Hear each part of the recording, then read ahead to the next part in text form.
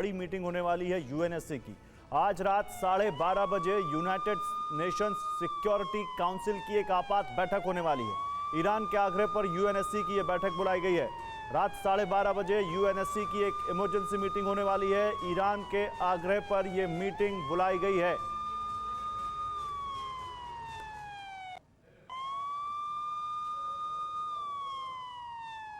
अब वो तस्वीर आपके सामने जो साफ है कि ईरान पर हुए हमले को लेकर प्रदर्शन भी शुरू हो गए हैं। ईरान के तेहरान में प्रदर्शन हुआ है। प्रदर्शन में शामिल हुए ईरान के राष्ट्रपति। आपको बता दें अमेरिका ने ईरान पर हमला किया और इस बीच अब प्रदर्शन को लेकर भी खबर आई है, जहां इस प्रदर्शन में शामिल हुए तेहरान में ईरान के राष्ट्रपति, उसकी तस्वीर भी अब आपके सामने है।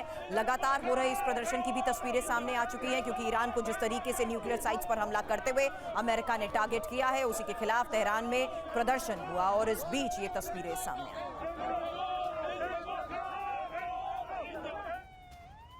तो जमीन में 100 मीटर नीचे बने ईरान के परमाणु बंकर को तबाह करने के लिए ट्रंप ने बंकर बस्टर बमों को दाग दिया, लेकिन ना तो फोर्दो, ना ही नतांज और ना ही इस्फहान न्यूक्लियर प्लांट से न्यूक्लियर रेडिएशन लीक होने की कोई खबर आई। ऐसे में सवाल उठ रहे हैं, या तो अमेरिका के बॉम्बर निशाना चूक गए या फिर अमेरिका के एक्शन से पहले ही ईरान ने अपने परमाणु ठिकानों से सारा यूरेनियम हटा लिया।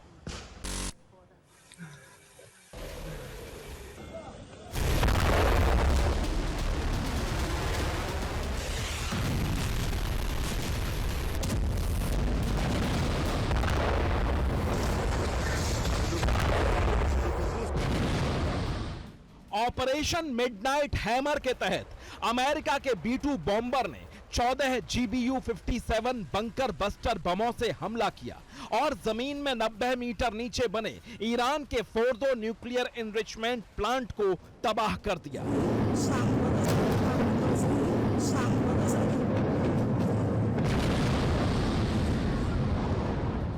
नतांज के बाद ईरान के दूसरे सबसे बड़े यूरेनियम प्यूरिफिकेशन प्लांट पर इतनी बमबारी हुई, लेकिन वहां से न तो किसी तरह का रेडिएशन लीक हुआ और न ही किसी भी तरह की न्यूक्लियर एक्टिविटी के सबूत मिले।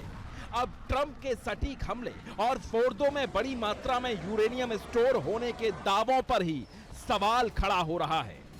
फोर्दो की तरह ईरान के सबसे बड़े एटॉमिक फैसिलिटी सेंटर नतांज पर भी हमला हुआ।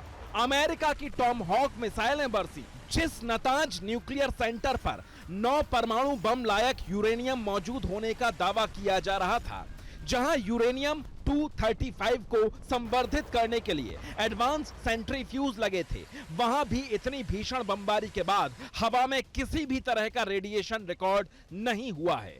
ईरान के सबसे बड़े एयरबेस और तीसरे परमाणु टेक्नोलॉजी सेंटर इस्फहान पर भी अमेरिका की टॉम हॉक मिसाइलें बरसी। इजराइल ने भी इस्फहान को टारगेट करके 13 जून को हमला किया था, लेकिन फोर्दो और नतांज की तरह इस्फहान में भी रेडिएशन के कोई सबूत नहीं मिले हैं। अब सवाल यह है, क्या अमेरिका का हमला सटीक नहीं हुआ या फिर हमले के अंदेशे को देखते हुए ईरान ने पहले ही वहां से यूरेनियम और रेडियो एक्टिव परमाणु पदार्थ हटा लिए?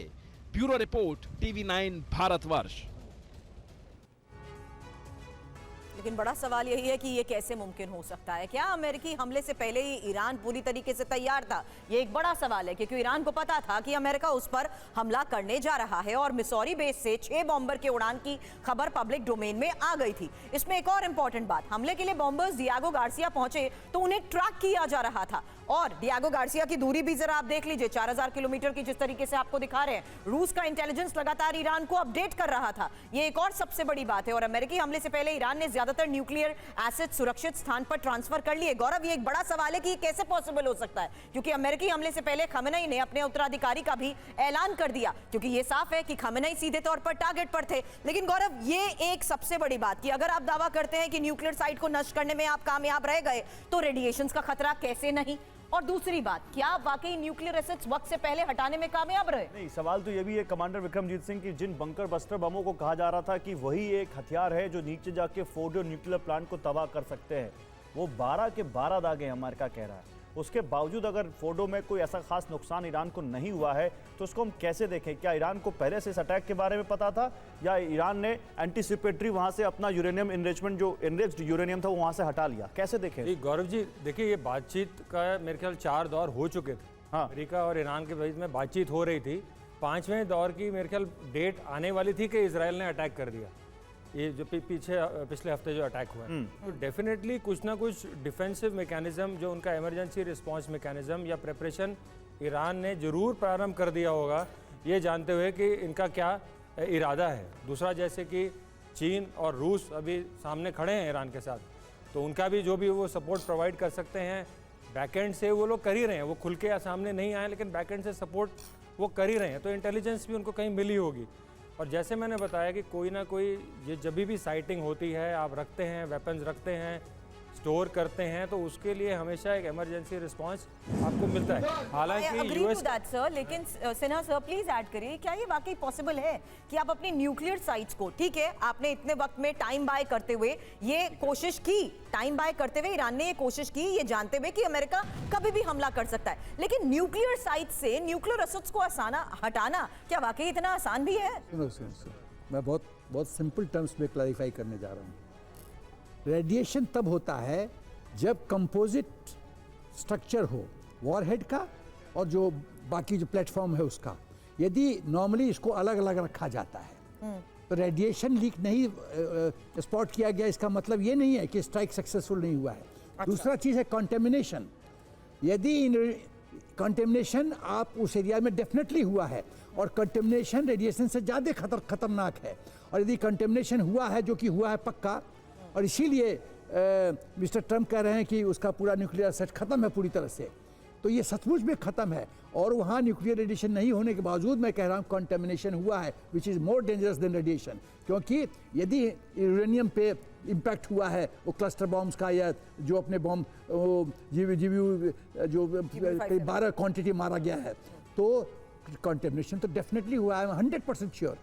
तो ये कहना कि शिफ्ट कर दिया वगैरह, इट्स नॉट पॉसिबल। और शिफ्ट कर दिया तो सैटेलाइट में एवरीथिंग इज बी मॉनिटर्ड, सब मूवमेंट इज मॉनिटर्ड। ऐसी एक तस्वीर आई है गौरव, हमने दिखाई थी वो तस्वीर TV9 ने, जिसमें ये दावा किया जा रहा था कि बकायदा ऐसे 26 से 27 ट्रक्स की बकायदा एक लेन थी, क्योंकि ये सैटेलाइट इमेजेस हैं, उसमें हमें बकायदा एक मूवमेंट पता लग रही थी, जिसके बेसिस पे ये दावा किया गया कि कैसे इन एसेट्स को वक्त से पहले हटाने में ये कामयाब भी रहे। बिल्कुल।